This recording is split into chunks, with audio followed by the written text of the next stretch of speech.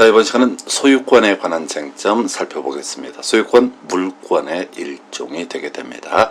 자, 우리 물권이라고 하는 거, 자, 세상의 모든 사람에 대해서 주장할 수 있는 권리, 이런 의미를 가지고 있었고요. 또 물권의 성립이라고 하는 것에선 외부에 대한 공시라는 것이 필요했었죠.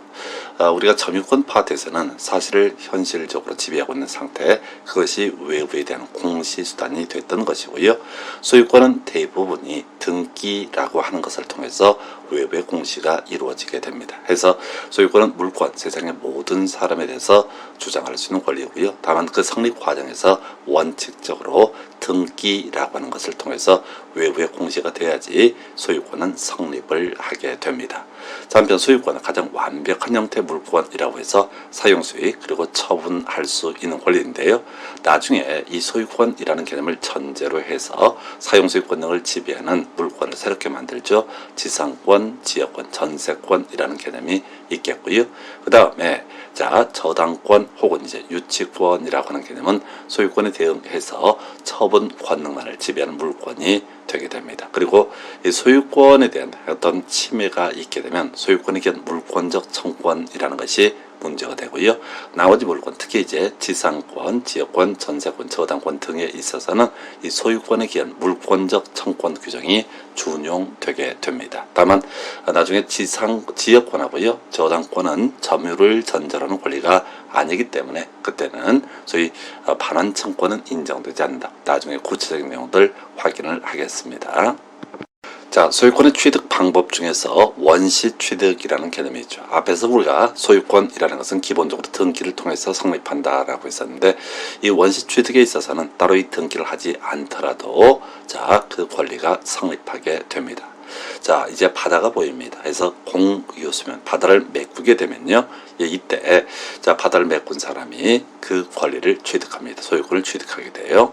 또 하나, 이 토지 위에다가 건물을 신축을 한 사람이 있습니다. 그럼 이 사람은 이 토지에 관한 정당한 권원의 존도를 불문하고 건물을 신축한 사람이 그 건물의 소유권을 취득을 하게 됩니다. 그래서 공유수면비리 건축물의 신축이라는 것은 원시 취득의 한 유형으로서 따로 이 등기가 없어도 바다를 메꾼 사람 또는 건물을 신축한 사람이 그 소유권을 취득을 하게 됩니다.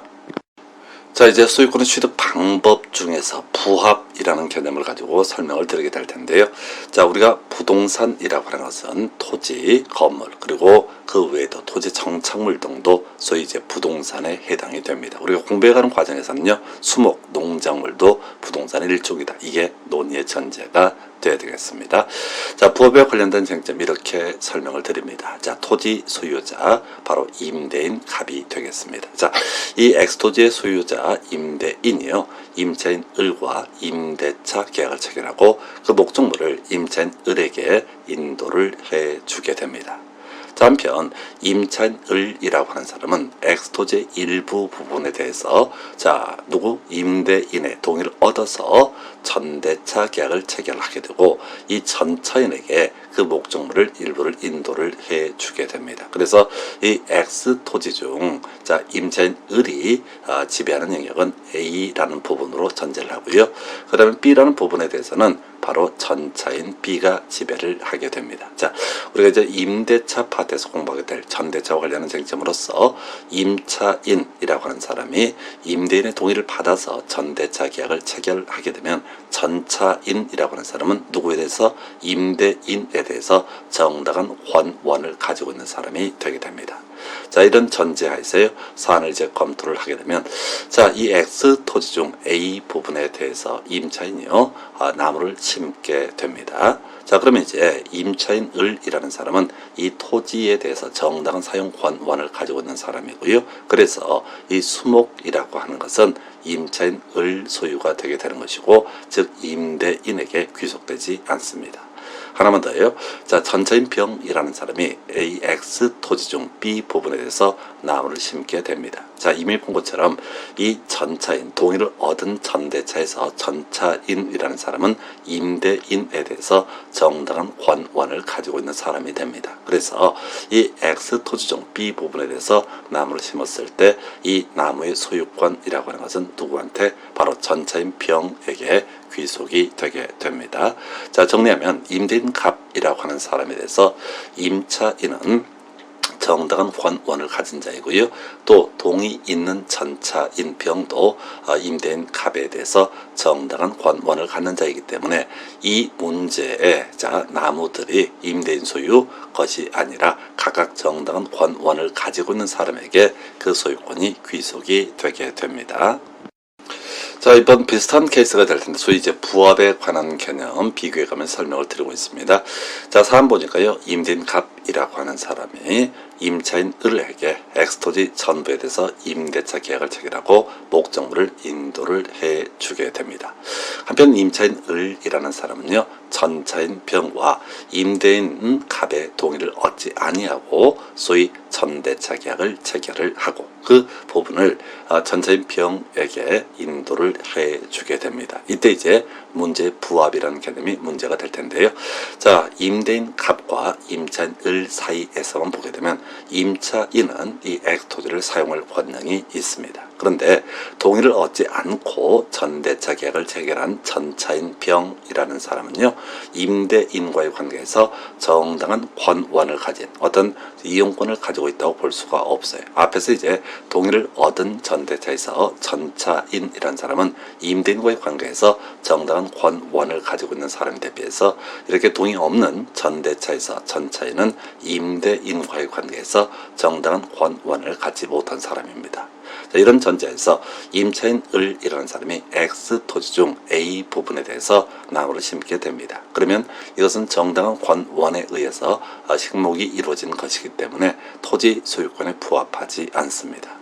그런데 X토지 중 B 부분에 대해서 전차인, 자 전차인은 동의 없는 전차인이라고 전제했으니까 어떻다 임대인과의 관계에서 정당한 권원이 없는 자가 됩니다. 자 그렇게 해서 이 B 부분에 대해서 전차인 병이 나무를 심게 되면요 임대인에 대해서 전차인은 그 권리를 주장할 수 없습니다. 자 부합이라고 하는 거 토지에 나무가 심어졌을 때 그 나무를 심은 사람이 정당한 권원이 없다라고 전제가 되게 되면 이것은 자 토지 소유권에 부합한다. 즉 나무의 소유권은 토지 소유권에 달라붙게 된다. 그래서 결과적으로 X토지 중 B 부분에 동의 없는 전차인이 심은 나무의 소유권은요 바로 토지 소유자인 임대인에게 귀속이 되게 됩니다. 자 그래서 정리하면 어떤 토지 위에 나무가 심어지게 됩니다. 정당한 권원에 의해서 나무를 심은 경우에는 그 정당한 권원을 가진 자가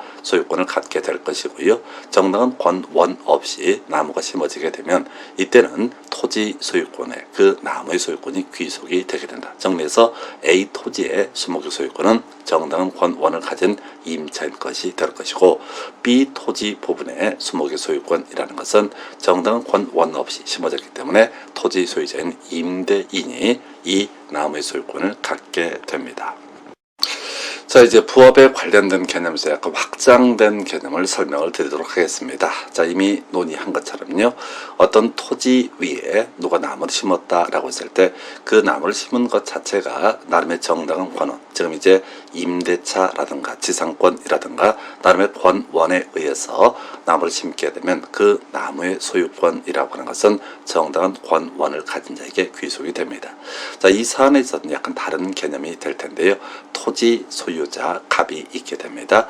이 토지 소유자가 이 X 토지에다 나무를 심었습니다. 그럼 당연히 토지 소유자 것이 되겠지요. 토지 소유자 수목의 소유권은 토지 소유자에게 귀속이 되게 됩니다. 자 그런데 이 수목에 대해서요 나무에 대해서만 땅은 빼놓고 나무에 대해서만 자 수목 매수인 을과 매매 계약을 체결하게 됩니다. 그러면 이때 소유권 누구한테 귀속이 되게 될 것이냐 주의하실 게 앞에서 물권이라는 것은 성립 과정에서 공시라는 것이 필요하다고 그랬습니다. 그리고 일반적으로 소유권의 공시 등은 등기라는 것이 일반적인 모습이었었고 다만 앞에서 원시 취득이라고 해서 바로 건물을 신축한다든가 혹은 공유수면을 매립하는 경우는 따로 이제 등기가 없어도 된다고 그랬어요. 자, 근데 이제 나무에 대해서만 수목 매수인 을과 매매 계약이 체결됐습니다. 그럼 이제 외부에 공시가 되지 않았기 때문에 그 두 사람 사이에서 자, 누구 토지 소유자가 이 수목 A라고 하는 이 수목을 수목 매수인 을에게 넘겨줘야 되는 채무가 발생하는 별개의 문제로 아직은 소유권이 이루어지지 않습니다. 자, 결국은 수목 매수인 을이 소유권을 취득을 하기 위해서는 명인 방법이라는 것을 갖춰야 됩니다. 자, 옛날에는요, 나무에다가 이름을 새겼다고 그래요. 그래서 이걸 명인이라고 얘기를 합니다. 자, 근데 지금으로 생각하면 아주 간단하죠. 자, 이 나무 앞에다가 이 수목 A의 소유자가 을이다라고 하는 플랜카드를 붙이게 되면 그때는 이걸 우리가 명인이라고 부르게 됩니다. 그래서 자, 이 산 만약에 을 명의로 명인 방법이 이루어지게 되면 X토지의 소유권이라는 것은 갑에게 있을 것이고요. 그 다음에 이 수목 A의 소유권은 명인 이루어진 후에는 수목 매수인 을에게 귀속이 될 것이고, 명인이 이루어지기 전에는 바로 토지 소유자 갑의 것이 되게 된다라고 해서 소위 이제 물권의 공시 수단으로서 자주 쓰이는 방법은 아닌데 명인이라는 개념을 설명을 드렸고요. 이렇게 토지의 부합물이라 할지라도 일정한 수목 같은 경우는 명인 방법을 통해서 독자적인 소유권의 객체가 될 수가 있습니다. 자, 이번에는 앞에서 논의했던 명인 방법 관련한 것 좀 확장된 모습을 보도록 하겠습니다. 자, 토지 소유자 갑이 있고요. 이 사람은 X 토지의 수목 A를 보유하고 있던 사람입니다. 자, 이 토지 소유자가 수목 매수인 을이라고 하는 사람에게 자, 수목만, 토지를 제외한 수목만의 매매 계약을 체결을 하게 됩니다. 그러면 이제 수목 매수인이 이 수목 A에 대해서 소유권을 언제 갖게 되느냐라고 했을 때 이미 본 것처럼요, 바로 명인이라는 것이 이루어지게 되면 그때는 토지 소유권과 별개 문제로 수목의 소유권이라고 하는 것은 바로 수목 매수인 을에게 귀속이 되게 됩니다. 자, 이렇게 수목 A라는 부분, 을명의의 명인 방법이 이루어지게 되면 토지 소유권은 토지 소유자 갑이 될 것이고, 나무의 소유권이라는 것은 누가 된다? 을이 되게 됩니다. 자, 한편 수목 매수인 을이요, 이 나무에 대해서 다시 자, 수목지의 제2 매수인이라고 할 수 있는 병과 매매 계약을 체결하게 되는 경우가 있습니다. 자, 그럼 이제 이 병이라는 사람이 이 수목의 소유권을 취득하는 방법이 뭐냐라고 했을 때 이 역시 명인 방법이라는 것을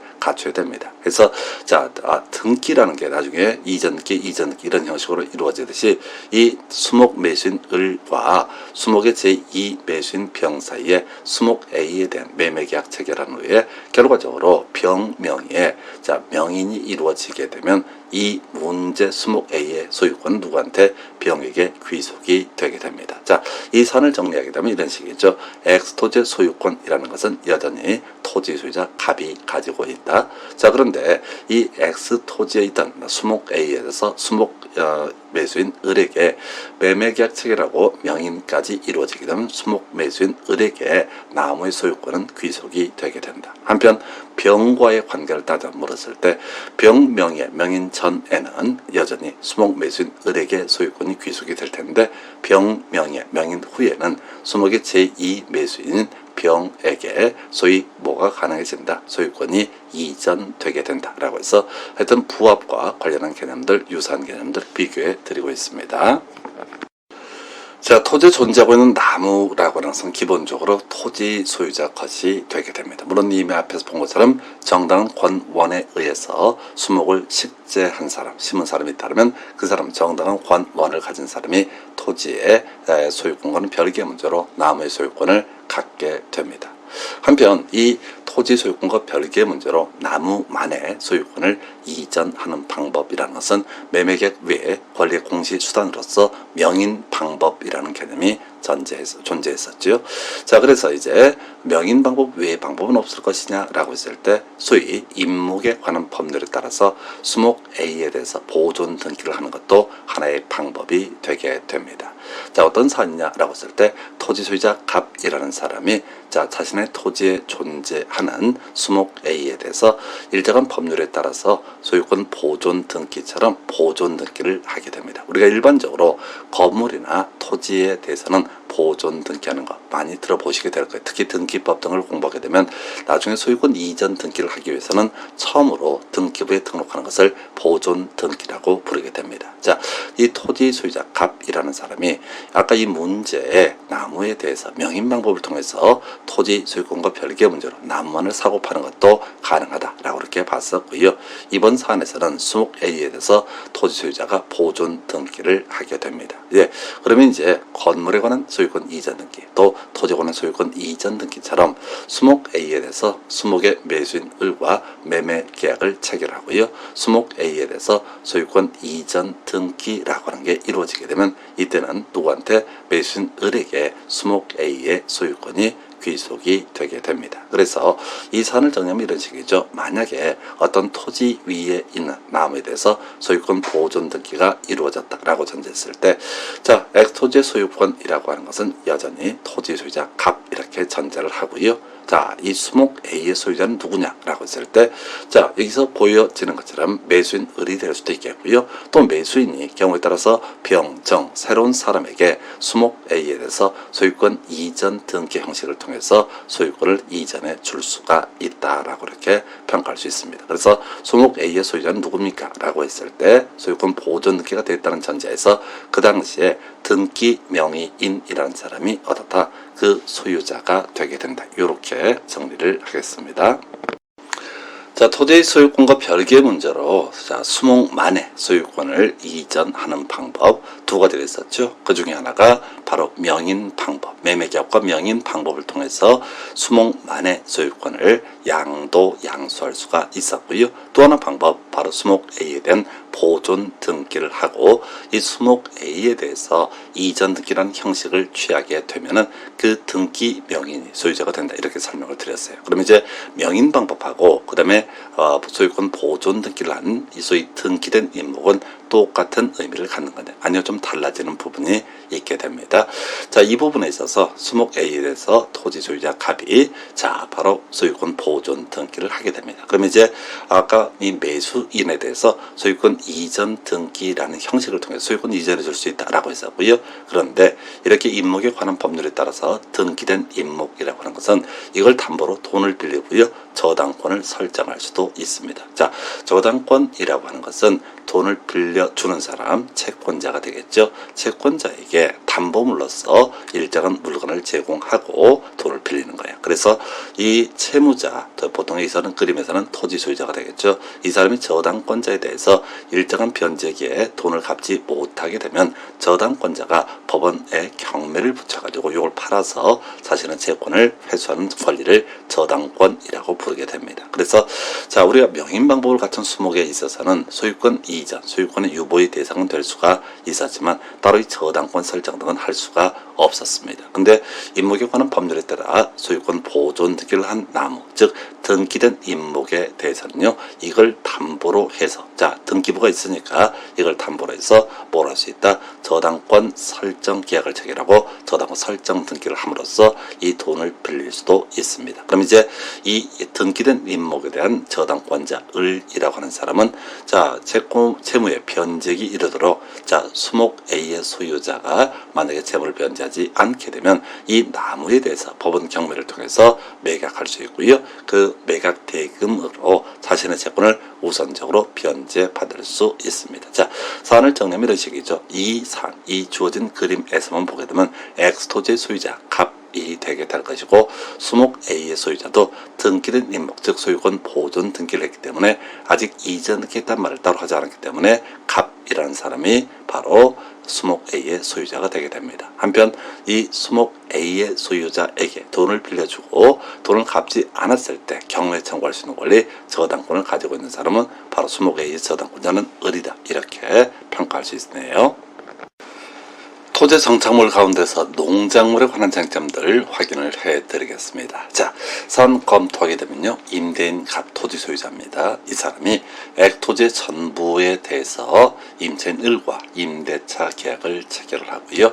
목적물을 인도를 해주게 됩니다. 자, 이때 임차인 을이라고 하는 사람이요, 이 토지의 일부는 자신이 이용을 하면서 X토지의 일부, 즉 B 부분에 대해서 자, 임대인의 동의를 받지 아니하고 전대차 계약을 체결합니다. 그래서 전차인 병에게 목적물을 인도를 해주게 됩니다. 자, 이때 이 사안에서 자, 임차인 을이 자, 이 X토지 중 A 부분에 대해서 농작물을 재배하게 되고요, X토지 중 B 부분에 대해서 전차인 병이 농작물을 또 재배를 하게 됩니다. 자, 이때 부합에 관한 쟁점 다시 한번 체크해 봐야 되죠.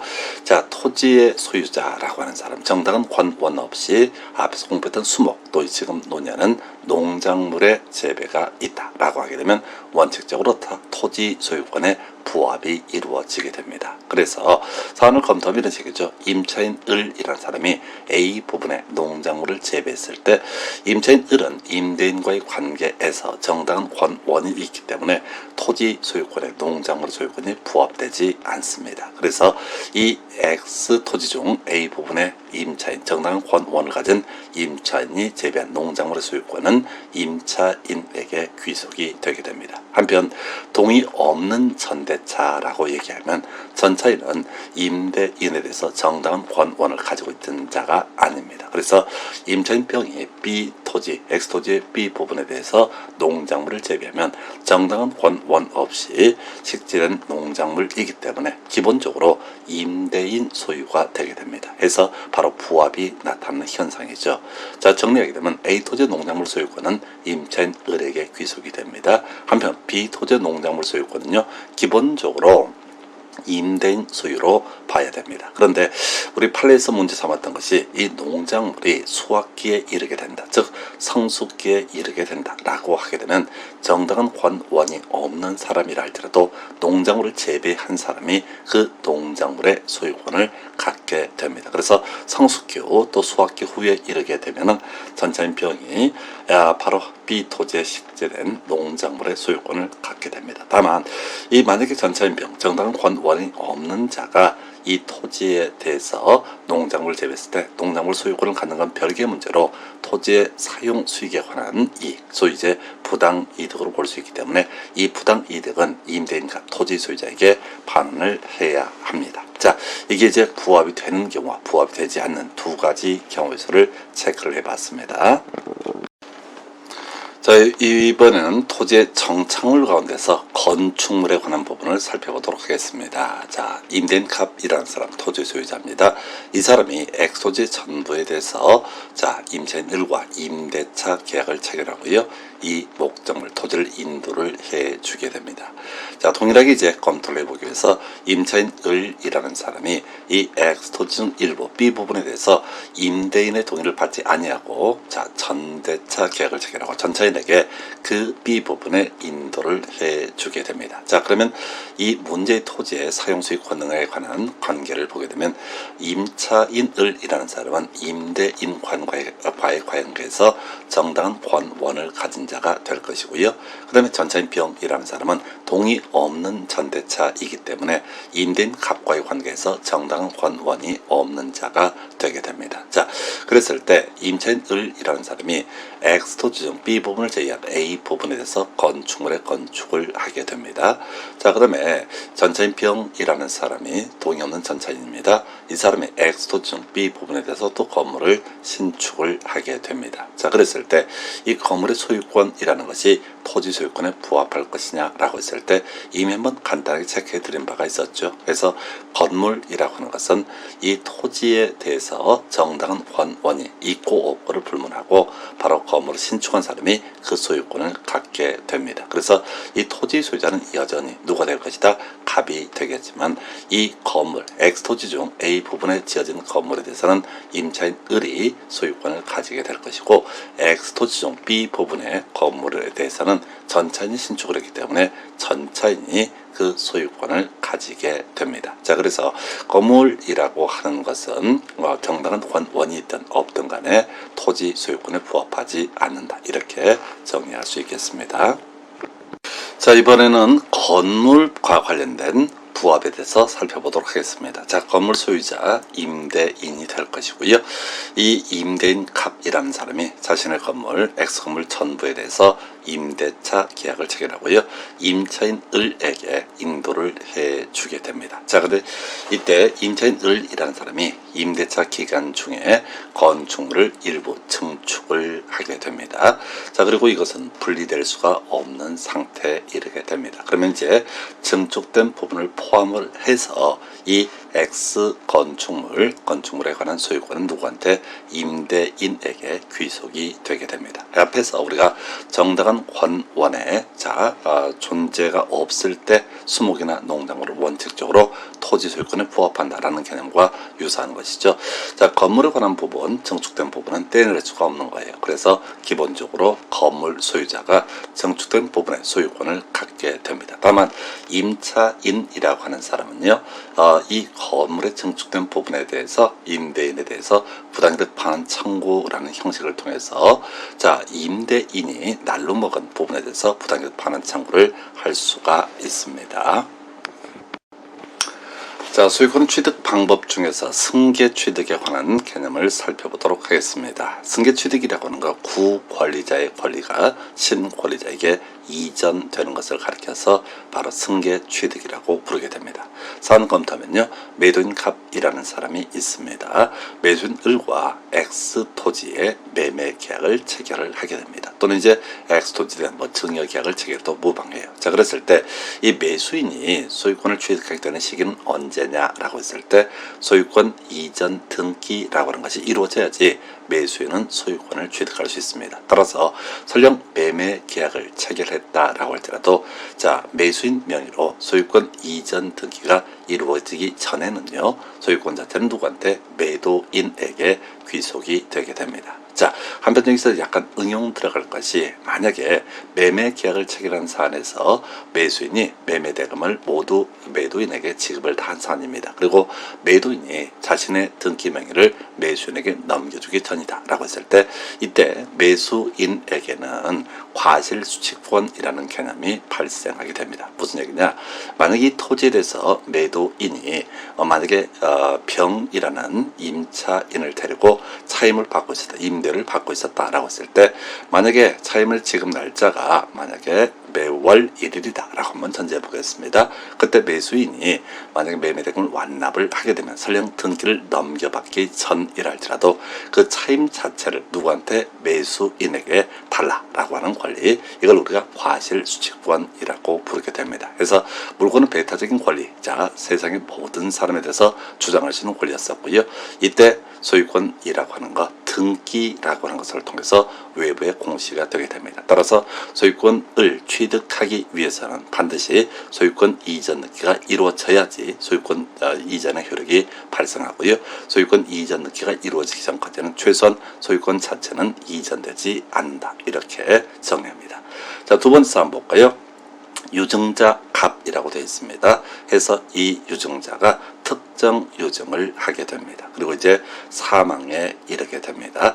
자, 그럼 이게 뭐냐면은, 내가 가지고 있는, 어떤 분이 돌아가시기 전에 내가 가지고 있는 토지가 하나가 있고 건물이 하나가 있는데, 이 토지를 만약에 을이라는 수증자에게 주겠다라고 이렇게 유언을 남기게 됩니다. 그리고 유증자는 사망에 이르게 됩니다. 자, 여기서 특정 유증이라고 하는 것은요, 특정한 토지, 특정한 건물을 주겠다라고 약정을 하는 거예요. 그래서 이 특정 유증에 있어서는 이 수증자가 소유권을 취득하기 위해서는 소유권 이전 등기라고 하는 것이 이루어져야지 수증자가 소유권을 취득을 하게 되는 것이고요.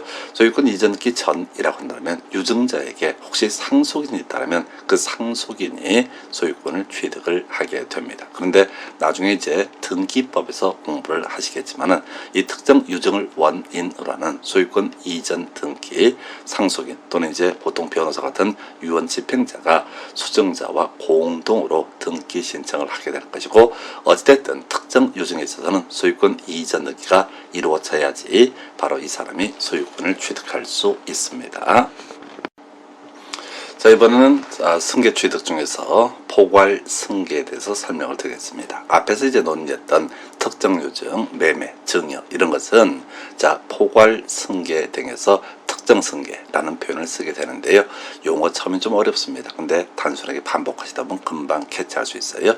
자, 해서 어떤 사람이 사망에 이르게 됩니다. 이 사람에게 상속인이 있다 하십시다. 자, 이제 돌아가신 분을 피 흘리고 돌아가셨다라고 해서 피상속인이라는 표현을 쓰게 될 것이고요. 그 다음에 상속받는 사람을 우리는 상속인이라고 정의를 하게 됩니다. 그래서 이 상속이라고 하는 것은요, 소위 민법 187조에서 얘기하게 되는 바로 법률 규정에 따른 부동산 물권 변동에 해당이 되게 됩니다. 그래서 이 피상속인이 사망에 이르게 되면요, 상속인은 피상속인이 사망한 시점에 그대로 소유권을 취득을 하게 됩니다. 물론 이 상속인이요, 이 문제 부동산을 제3자에게 양도 즉 처분을 하기 위해서는 피상속인 이름에서 상속인 명의로 상속을 원인으로 하는 소유권 이전 등기가 이루어져야지 이 사람이 나중에 처분을 할 수 있습니다. 정리하게 되면요, 상속에 있어서는요, 자, 상속인 명의로 소유권 이전 등기가 이루어지기 전이든 후든 이미 소유권 자체는 누구한테 있다? 상속인에게 있습니다. 다만 이게 만약에 소유권 이전기 전이라고 한다면 상속인은 이 부동산을 제3자에게 처분할 수 없는 상태이고요. 뭐 저당권도 설정을 할 수가 없는 상태입니다. 그런데 상속을 원인으로 하는 소유권 이전 등기가 이루어지게 되면 상속인은요, 이 부동산을 처분하거나 또는 이걸 담보로 저당권을 설정을 할 수도 있습니다. 그 다음 항목 포괄 유증에 관한 쟁점을 봐야 되는데, 앞에서 특정 유증이라고 하는 것은 이런 식으로 설명을 드렸었죠. 자, 돌아가신 분이 내 재산 중 토지 한 필지, 건물 한 필지 이렇게 특정을 해서 누구한테 주겠다라고 얘기하면 그걸 특정 유증이라고 부르고요. 포괄 유증이라고 하는 것은 내 재산의 50%를 또는 30% 이렇게 퍼센트로 얘기하는 거 포괄 유증이라고 얘기를 합니다. 그래서 포괄 유증이라는 것은 내 재산의 50%를 누구한테 주겠다라고 이렇게 하는 것을 포괄 유증이라고 부르고요.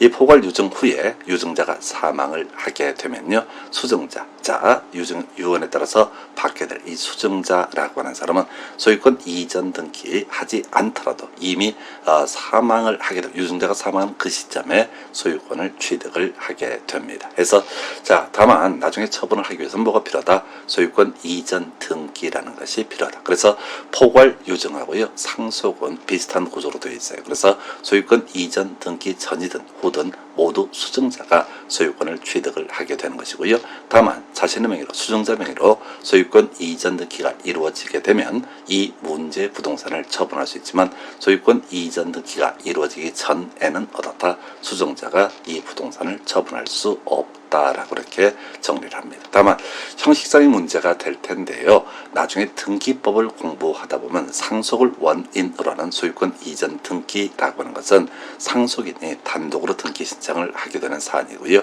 포괄 유증이라고 하는 것은 수증자와 유언집행자 이 사람이 공동으로 등기 신청한다라고 하는 거, 이게 좀 특이한 차이예요. 그래서 유증하고 상속, 포괄 유증하고 상속은 동일한 개념으로 해석을 해야 되는데, 다만 나중에 등기법상 형식상 자, 상속에 따른 소유권 이전 등기는 단독 신청을 하게 될 것이고요, 유증에 따른 소유권 이전 등기는 공동 신청의 영역으로 해석을 하게 됩니다. 그래서 이렇게 해서 두 가지 상속과 포괄 유증이라고 하는 거, 자, 바로 앞에서 얘기했던 특정 승계에 대해서 포괄 승계라는 방식을 통해서 소유권을 취득할 수 있습니다.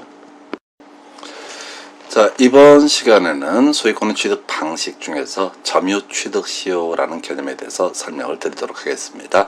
자, 우리가 이제 원시 취득이라는 게, 자, 공유 수면의 매립이 있었고요, 건물의 신축이라는 개념이 있었고요, 그리고 부합이라는 개념도 원시 취득으로 해석을 하게 됩니다. 자, 그런데 이 점유 취득 시효도요, 우리 민법에서는 원시 취득의 일종으로 해석을 해요. 다만 깔끔하게 다른 것과 다르게 깔끔한 느낌이 들지 않는 것이 일반적인 모습이 되겠습니다. 자, 사안 검토하겠습니다. 매도인 갑이라는 사람과 매수인 을 사이에 자, 매매 계약이 체결이 되게 됩니다. 지금으로부터 20년 전쯤이 되겠습니다.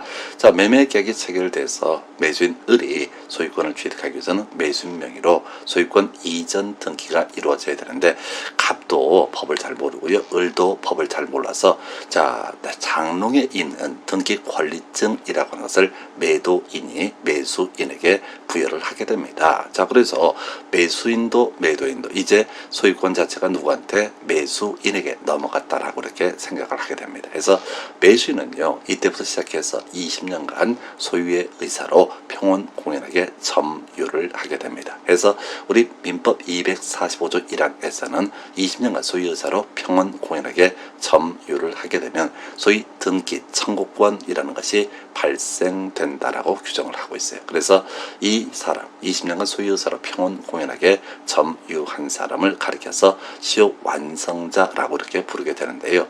이 시효완성자는 지금 민법 규정에 따라 발생한 등기 청구권을 시효완성 당시에 등기 명인에게 행사를 할 수 있습니다. 이때 시효완성 당시에 등기 명인이라고 하는 것은 매도인이 되는 경우도 있을 테고요. 매도인으로부터 특정 승계, 즉 승계 취득한 사람도 어떻다? 시효완성 당시에 등기 명인, 또 포괄승계도 역시 마찬가지로 볼 수가 있겠습니다. 어찌됐든 간에 20년간 소유의사로 평온공연하게 점유했던 이분은요, 민법 규정에 따라 발생한 등기 청구권을 시효완성 당시에 등기 명인에게 등기 청구를 행사를 하게 됩니다. 그러면 시효완성 당시에 등기 명인이란 사람은 시효완성자에게 소유권 이전 등기를 해줄 법적 의무가 발생합니다. 우리가 이제 일반적으로 매매 계약에 따라서 매도인이 매수인에게 소유권 이전기를 해줄 의무라고 하는 것은 계약상 의무인데 비해서 자, 이렇게 점유 취득시효, 즉 20년간 소유여사로 평온공연한 점유를 통해서 발생한 등기 청구권 행사에 따라서 시효완성 당시 등기 명인이 시효완성자에게 소유권 이전기를 해줄 의무라고 하는 것은 계약상 채권 채무가 아니라 이와 바로 민법 규정에 따른 법적 의무라고 볼 수가 있습니다. 그래서 시효완성자의 등기 청구권에 대해서 만약에 시효완성 당시에 등기 명의인이 소유권 이전기에 협력을 하게 되면요, 그때는 시효완성자가 등기를 통해서 등기가 실행이 됐을 때 소유권을 취득할 수 있습니다. 그래서 문제인 거죠. 지금 20년간 소유의사로 평온공연에게 점유를 했다 할지라도, 즉 등기 청구권이 발생했다 할지라도 시효완성자 명의로 등기가 넘어오기 전까지는 시효완성 당시에 등기 명인이 원칙적으로 소유자가 되게 됩니다. 자, 이렇게 해서 등기를 넘겨받게 되면 시효완성자가 그때 소유권을 취득하는 것이 아니라요, 좀 특이해요. 소유권 취득한 시기는 점유를 개시한 때, 즉 20년 전으로 소급해서 소유권을 취득을 하게 됩니다. 그래서 자, 20년 전에 소급해서 소유권을 취득했던 얘기는 시효완성자가 중간에 임대차 계약을 제3자와 체결을 해서 만약에 차임을 받아왔었다라고 한다면 그것은 당연히 시효완성자 몫이 되게 됩니다. 왜? 이미 이 사람은 20년 전에 소유권을 취득했기 때문에, 소급해서 취득했기 때문에. 근데 시험 문제 포인트가 되는 건 그 다음 얘기죠.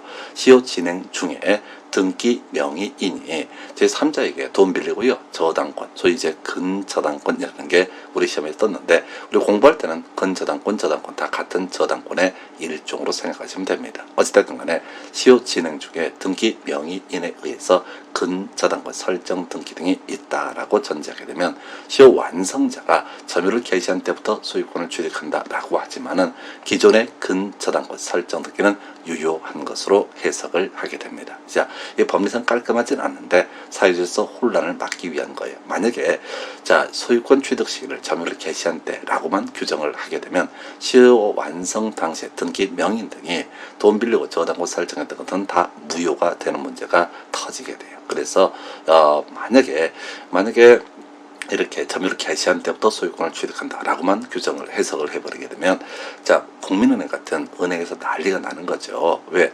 당연히 등기부를 보고 돈을 빌려줬는데 이 저당권 등기가 무효다라고 해버리면 경제 질서가 완전히 무너지게 될 겁니다. 그래서 우리 판례에서는 시효 진행 중에 등기 명의인에 의해서 설정된 근저당권 설정 등기, 이런 것은 다 유효한 것으로 본다. 그래서 이렇게 근저당권이 설정된 부동산에 대해서 시효 완성자가 등기 청구권 행사를 통해서 소유권을 취득하게 되면은 이 근저당권이라는 것을 또 아는 상태에서 소유권을 취득하게 되는 것이다, 이렇게 평가할 수 있어요. 그래서 이 점유취득 시효라고 하는 것은 어찌됐든 20년 전으로 소급해서 소유권을 취득을 하기 때문에 소위 뭐로 본다? 원시 취득의 한 종류로 보게 되겠고요. 다만 이때 소유의 의사로 하는 점유, 평온혼이라는 점유는 우리 민법에서 추정되기 때문에 자, 이 시효 완성자는 등기 청구를 주장하기 위해서 딱 한 가지 20년 동안 점유했다라는 사실만 입증을 하면 됩니다. 이게 이제 소유권 취득 방법 중에서 점유 취득 시효라는 개념이 되겠습니다.